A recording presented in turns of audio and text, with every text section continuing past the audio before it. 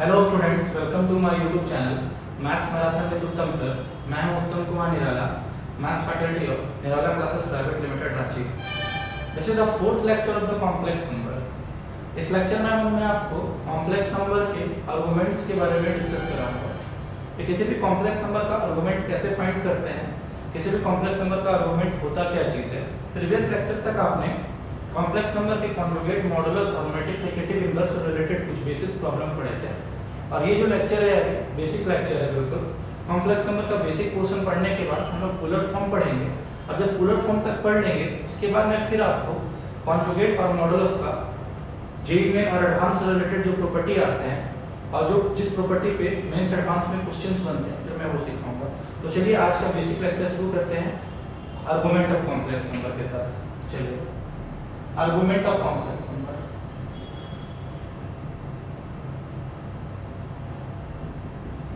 किसी भी complex number का आर्गुमेंट क्या होता है पहले ये डिस्कस करना है मेरे को। याद करो, सबसे पहले मैंने एक बात सिखाया था आपको कि किसी भी कॉम्प्लेक्स नंबर को जो हम रिप्रेजेंट करते हैं वो आर्गेन प्लेन में रिप्रेजेंट करते हैं। याद करो, मैंने बताया था आपको। और आर्गेन प्लेन में एक्स एक्सिस को रियल एक्सिस के नाम से जानते हैं और वाई एक्सिस को इमेजिनरी एक्सिस के नाम से जाना जाता है। ठीक है, अब मैंने मान लिया कि z मेरा एक कॉम्प्लेक्स नंबर है x प्लस i होता है y। यहां से मैंने एक परपेंडिकुलर ड्रॉ किया, ये वाला हो जाएगा y और ये हो जाएगा आपका x। इस एंगल को मैंने थीटा अज्यूम कर लिया।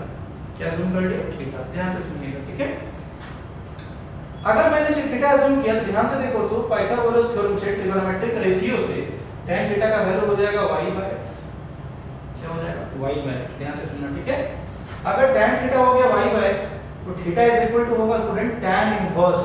क्या बोलेंगे? tan inverse. फिर से बोल रहा हूं, क्या बोलेंगे? tan inverse. ये कितना हो गया आपका? tan inverse y upon x। और इसी थीटा को ना हम आर्गुमेंट बोलते हैं, याद रखना है। क्या बोलते हैं? आर्गुमेंट। और या तो इसी चीज को हम लोग बोलते हैं एम्पलीट्यूड। ध्यान से सुनिएगा, ठीक है। तो अब मैटर ये होता है कि सर कि मैं ये चीज जान गया कि किसी भी कॉम्प्लेक्स नंबर को जो आर्गुमेंट होगा वो theta equal to tan inverse y upon x।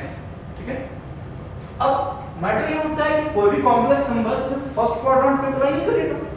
First quadrant पे मिलाई करेगा, सेकंड क्वाड्रेंट पे मिलाई करेगा, थर्ड क्वाड्रेंट पे मिलाई करेगा, फोर्थ क्वाड्रेंट पे मिलाई करेगा, एक्सिस पे मिलाई करेगा।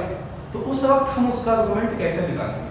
सबसे पहला बात याद रखिएगा स्टूडेंट्स, आर्गुमेंट का मतलब होता है, आर्गुमेंट का मतलब होता है सर 0 से 2 पाई के बीच का एंगल। कि 0 से 2 पाई के बीच के एंगल को हम आर्गुमेंट बोलेंगे। ठीक है, तो 0 से 2 पाई के बीच का जब एंगल निकालेंगे ना तो फर्स्ट क्वाड्रेंट के लिए एंगल होगा थीटा, सेकंड क्वाड्रेंट के लिए होगा pi minus theta, third quadrant के लिए होगा पाई प्लस थीटा और फोर्थ क्वाड्रेंट के लिए होगा 2 पाई माइनस थीटा।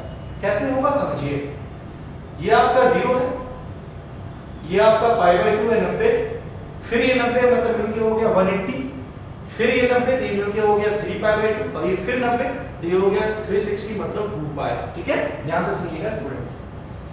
मैं जब मूव कर रहा हूं ना वो एंटी क्लॉकवाइज डायरेक्शन में मूव कर रहा हूं, और एंटी क्लॉकवाइज डायरेक्शन में मैंने आपको पहले ही बताया था कि थीटा को हमेशा हम पॉजिटिव मान के चलते हैं। हमेशा सर एंटी क्लॉकवाइज डायरेक्शन में थीटा को हम हमेशा पॉजिटिव मान के चलते हैं। तो खुद से सोचो, थीटा पॉजिटिव तब होगा जब हम y और x में दोनों में हम मॉड का एक साइन लगा देंगे। ताकि मॉड का मतलब ऑलवेज क्या हो जाएगा? पॉजिटिव। सर मैं आपको आगे 11th के बच्चे ध्यान से सुनिएगा, मैं आपको ट्रिगोनोमेट्रिक में सिखाऊंगा कि tan जो होता है ना, tan जो होता है उसका रेंज ऑल रियल नंबर होता है। मतलब रेंज के बारे में बताऊंगा। रेंज का मतलब होता है कि tan की वैल्यू कहां से कहां तक लाई करती है। तो tan की वैल्यू माइनस इंफिनिटी से इंफिनिटी तक लाई करती है।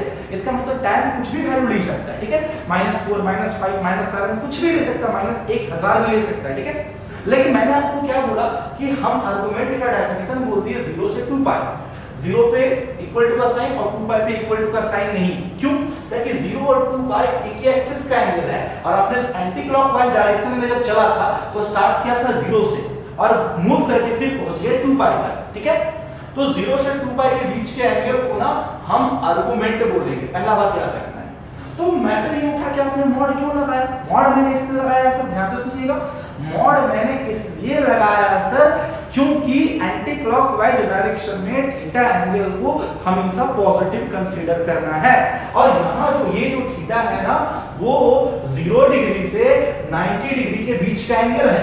यहाँ जो थीटा है ना वो 0 डिग्री से 90 डिग्री के बीच का एंगल है, और 0 डिग्री से 90 डिग्री के बीच के एंगल को ना हम एक्यूट एंगल बोलते हैं। क्या बोलते हैं? एक्यूट एंगल, याद रखना, ठीक है। चलो, तो सर ये मैटर होता है कि क्या आर्गुमेंट 0 से 2 पाई के बीच में लेंगे? हाँ सर, 0 से 2 पाई के बीच के एंगल को आर्गुमेंट बोलेंगे। एक जो लैंग्वेज होता है ना सर, उसको अपन बोलते हैं प्रिंसिपल आर्गुमेंट। ये प्रिंसिपल आर्गुमेंट क्या होता है? प्रिंसिपल आर्गुमेंट का मतलब होता है -π से π तक के बीच के एंगल को। सर प्रिंसिपल आर्गुमेंट का मतलब होगा -π से π के बीच के एंगल को हम प्रिंसिपल आर्गुमेंट बोलेंगे। और ये चीज बात याद रखना है, जब आप बेसिक बुक बनाएंगे, एनसीईआरटी बनाएंगे, आरएस अग्रवाल बनाएंगे, आरडी शर्मा बनाएंगे, केसी सिन्हा का बुक बनाएंगे, तो वहां पे आर्गुमेंट सिर्फ निकालने के लिए बोला गया है। तो आर्गुमेंट निकालने का मतलब वहां पे आपको प्रिंसिपल आर्गुमेंट निकालना है। सर जितने भी बेसिक्स बुक है ना वहां पे आप देखना, जब आप आंसर मैच करोगे ना argument theta is equal to tan inverse y upon x के मॉड से, तो कभी भी आपका आंसर मैच नहीं करेगा। याद रखना, आपका आंसर मैच करेगा प्रिंसिपल आर्गुमेंट से, और प्रिंसिपल आर्गुमेंट का मतलब होगा -π से π तक का एंगल। तो सर अब ये मैटर होता है कि प्रिंसिपल आर्गुमेंट कैसे फाइंड करते हैं ये समझिए, ठीक है। आइए आपको हम समझाते हैं कि प्रिंसिपल आर्गुमेंट का मतलब क्या होता है, ये चीज डिस्कस करने जा रहे हैं, ठीक है। आगे sir z = x + iota y case 1, x 0 से बड़ा y 0 से बड़ा फर्स्ट क्वाड्रेंट, ठीक, यही आर्गुमेंट हो गया। पॉजिटिव एक्स एक्सिस से जो स्मॉलेस्ट एंगल उस कॉम्प्लेक्स नंबर तक घूमेंगे, ये मेरा लैंग्वेज है सर, ध्यान से सुनना, ये मेरा लैंग्वेज है सर। पॉजिटिव एक्स एक्सिस से उस कॉम्प्लेक्स नंबर तक जो स्मॉलेस्ट एंगल घूमेंगे उसको हम प्रिंसिपल आर्गुमेंट बोलेंगे। और प्रिंसिपल आर्गुमेंट का मतलब -π से π तक का एंगल। और मैंने आपको ये भी सिखाया, क्या सिखाया सर, कि एंटी क्लॉकवाइज में एंगल के रोटेशन को पॉजिटिव मानते हैं और क्लॉकवाइज में एंगल के रोटेशन को नेगेटिव मानते हैं। तो इसका मतलब यहाँ जो प्रिंसिपल आर्गुमेंट जो होगा मेरा, वो मेरा थीटा ही होगा, और थीटा होगा मतलब tan inverse y upon x की मॉड होगी मेरी प्रिंसिपल आर्गुमेंट। और मैं आपको बार-बार सिखा रहा हूं कि जितने भी बेसिक्स बुक है वहां आर्गुमेंट फाइंड करने के लिए बोला जाए तो हम प्रिंसिपल आर्गुमेंट फाइंड कीजिएगा। Case 2 z = x + iota y, x 0 से छोटा और y 0 से बड़ा, दैट मींस सेकंड क्वाड्रेंट पे कॉम्प्लेक्स नंबर आई करेगा। देख लीजिए sir, smallest angle positive x axis से यही घूमेंगे। तो तुम खुद से सोचो, तुमको साफ-साफ एक चीज नोटिस आ रहा होगा, क्लियर हो रहा होगा, ये एंगल अगर थीटा, ये हो जाएगा आपका 180 माइनस थीटा। क्यों? कि ये मेरा पूरा एंगल पाई और ये वाला एंगल मेरा थीटा, तो ये वाला angle 180 minus theta, 180 degree minus theta मतलब पाई माइनस थीटा। मतलब सेकंड क्वाड्रेंट का जो प्रिंसिपल आर्गुमेंट हो जाएगा वो हो जाएगा pi minus tan inverse y upon x की mod. Case 3 z = x + iota y, और x 0 से छोटा और y 0 से छोटा, दोनों negative, that means third quadrant. अब तुम खुद से सोचो बच्चा मेरे, सर जब तुम एंगल का रोटेशन करोगे तो मैंने तुम्हें क्या बताया कि आर्गुमेंट का मतलब प्रिंसिपल आर्गुमेंट का मतलब क्या होता है, पॉजिटिव एक्स एक्सिस से उस कॉम्प्लेक्स नंबर तक जो स्मॉलेस्ट एंगल हम लोग मूव करते हैं। तो अगर तुम एंटी क्लॉकवाइज में जाओगे तो बड़ा एंगल आएगा, लेकिन क्लॉकवाइज में देखो तुमको एंगल छोटा मिल रहा होगा, और क्लॉकवाइज में एंगल का रोटेशन नेगेटिव। तो इस केस में प्रिंसिपल आर्गुमेंट जो होगा मेरा वो होगा -π + theta, that means -π + tan inverse y upon x की मॉड। ठीक है, चलिए लास्ट चौथा केस लेके चलते हैं, फोर्थ केस लेके चलते हैं। अब फोर्थ केस का प्रिंसिपल आर्गुमेंट कैसे फाइंड करेंगे? Case 4 z = x + iota y, x 0 से बड़ा और y 0 से छोटा, दैट मींस फोर्थ क्वाड्रेंट। अब साफ-साफ फिल कर रहा होगा, एंटी क्लॉकवाइज में घूमेंगे तो इतना एंगल, क्लॉकवाइज में घूमेंगे तो सिर्फ इतना एंगल, और क्लॉकवाइज में एंगल का रोटेशन नेगेटिव। तो यहां पे जो मेरा प्रिंसिपल आर्गुमेंट होगा pa प्रिंसिपल आर्गुमेंट वो होगा -θ, that means -tan inverse y upon x की मॉड। ये इस कॉम्प्लेक्स नंबर का प्रिंसिपल आर्गुमेंट होगा। तो आर्गुमेंट और प्रिंसिपल आर्गुमेंट का डिफरेंस क्या है? आर्गुमेंट का मतलब थीटा बिलोंग्स टू 0 से 2 पाई, 0 पे कोस, 2 पाई पे ओपन। बट प्रिंसिपल आर्गुमेंट का मतलब माइनस पाई से पाई का एंगल। दैट मींस मेरे लैंग्वेज में अगर प्रिंसिपल आर्गुमेंट का कोई डेफिनेशन पूछे तो मैं प्रिंसिपल आर्गुमेंट का डेफिनेशन बोलूंगा, क्या बोलूंगा कि पॉजिटिव एक्स एक्सिस से उस कॉम्प्लेक्स नंबर तक जो स्मॉलेस्ट एंगल दिखाई देगा उसी को हम प्रिंसिपल आर्गुमेंट बोलेंगे। क्लियर है? यहां तक अपन आगे बढ़ते हैं। अब जैसे सपोज दैट छोटा छोटा कुछ प्रॉब्लम्स लेके समझाते हैं आपको कि प्रॉब्लम्स कैसे बनते हैं। मान लो सपोज दैट एक प्रॉब्लम है sir, z is equal to 3 plus √3 plus iota. Find principal argument. Students, you have to remember that in the basics books, when you have to ask argument, that means you have to find principal argument. So first of all compare z is equal to x plus iota y. Here x is √3 and y is 1, coefficient of iota. X is positive and y is positive, that means first quadrant. First of all you have to find argument, that means theta, that is equal to tan inverse y upon x की mod. That means tan inverse 1 upon √3 की mod. That means tan inverse 1 by √3.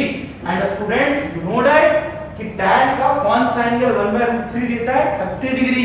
30 degree का मतलब sir मैं लिखूंगा pi by 6। क्यों लिखूंगा sir? क्योंकि पाई का मतलब होगा 180 डिग्री। कितना होगा? 180। तो 180 डिग्री डिवाइडेड बाय 6 मतलब 30 डिग्री। ये आर्गुमेंट है, मतलब थीटा है, मतलब एम्पलीट्यूड है।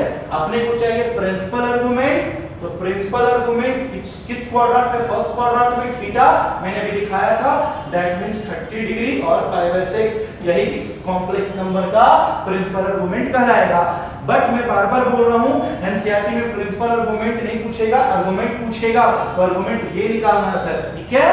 चलो सर, अगर z इज इक्वल टू एक कॉम्प्लेक्स नंबर लिया -1 √3 आयोटा और उसने पूछा फाइंड आर्गुमेंट, तो कैसे निकालूंगा स्टूडेंट्स? पहले कंपेयर करूंगा x प्लस आयोटा y से। x की वैल्यू -1 और y की वैल्यू -√3। सर x भी नेगेटिव है और y भी नेगेटिव है, दैट मींस थर्ड क्वाड्रेंट में जाएगा मेरा, थर्ड क्वाड्रेंट में जाएगा। सर आपको तो पता ही होगा ना सर, यहां plus plus minus plus minus minus और प्लस माइनस, तो साफ साफ दिख रहा है x नेगेटिव और y नेगेटिव, थर्ड क्वाड्रेंट। तो पहले मैं थीटा फाइंड करूंगा, tan inverse y upon x की mod। तो ये हो गया tan इनवर्स y की वैल्यू हो गई -√3 और x की वैल्यू -1 कट गया, तो ये आ गया tan इनवर्स √3।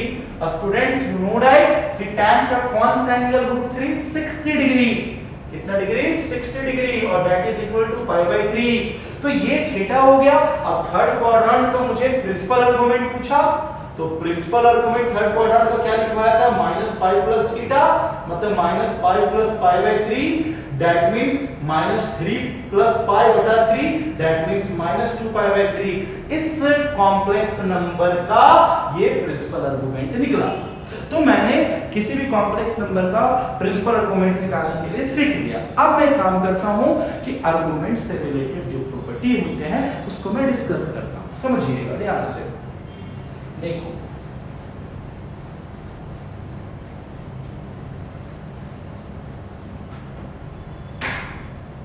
प्रॉपर्टीज ऑफ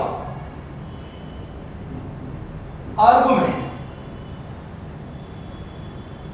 अच्छी प्रॉपर्टी, एकदम ध्यान से सुनना, ठीक है?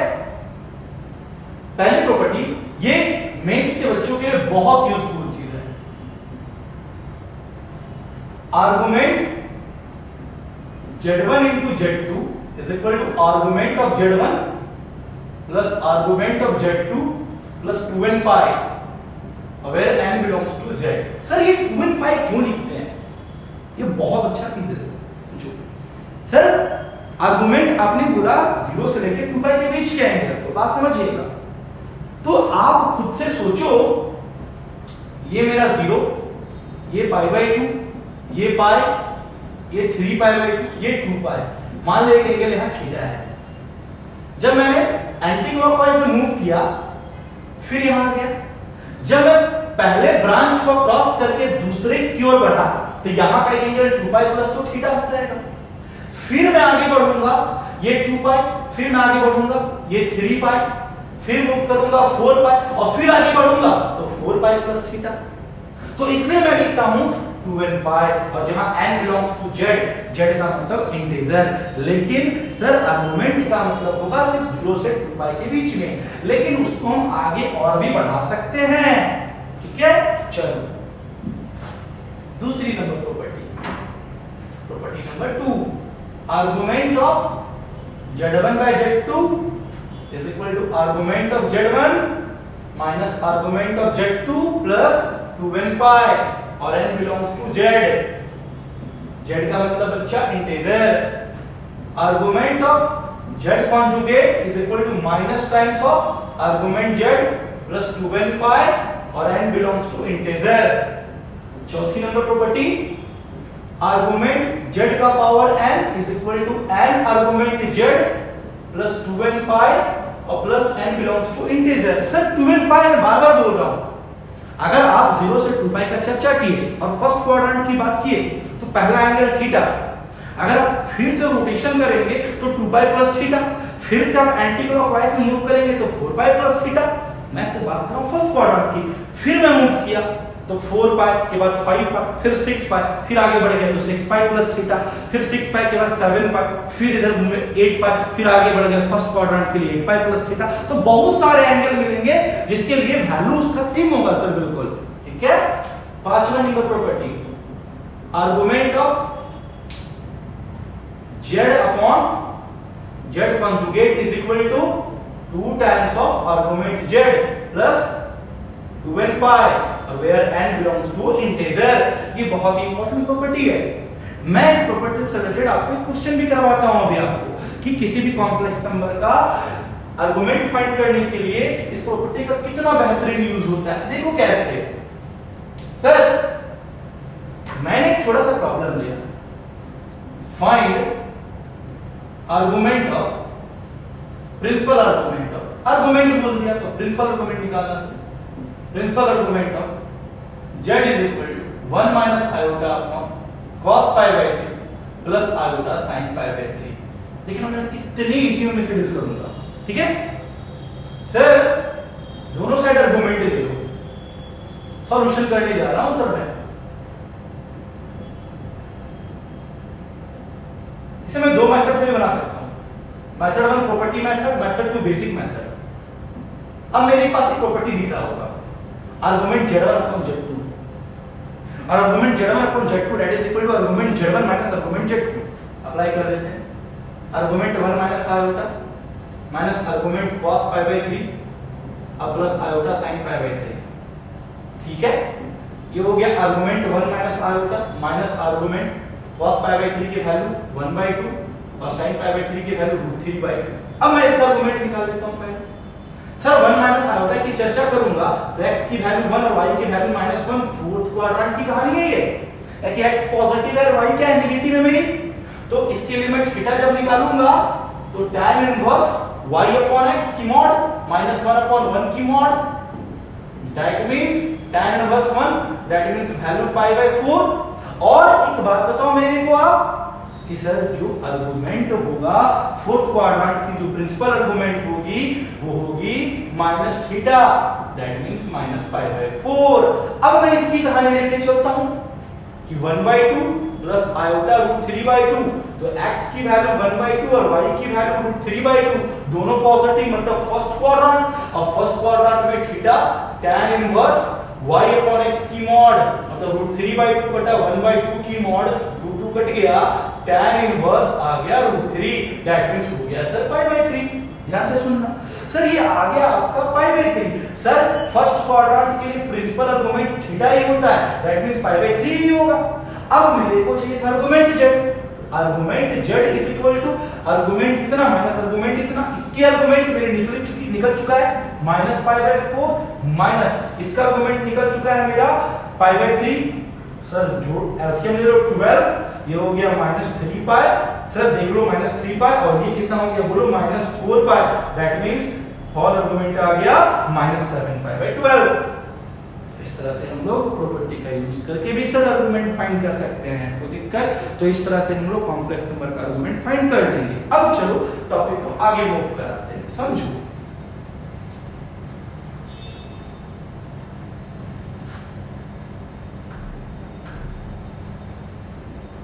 अगर कोई कॉम्प्लेक्स नंबर एक्सिस पे ही लाई कर जाए तो उसकी आर्गुमेंट क्या होगी? जैसे कोई कॉम्प्लेक्स नंबर है z is equal to 4 iota, सिर्फ 4 आयोटा है, तो ये प्योरली इमेजिनरी है, ताकि इसमें रियल पार्ट है नहीं।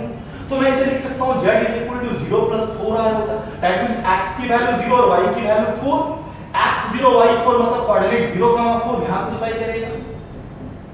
तो इसमें निकालने की क्या जरूरत है? इसमें तो साफ-साफ दिख रहा है कि प्रिंसिपल आर्गुमेंट का मतलब smallest angle from the positive x axis to the complex number, that means जो लाई करेगा -π से π के बीच में, साफ दिख रहा है 90 डिग्री। तो इसकी आर्गुमेंट हो जाएगी मेरी 90 डिग्री मतलब π/2।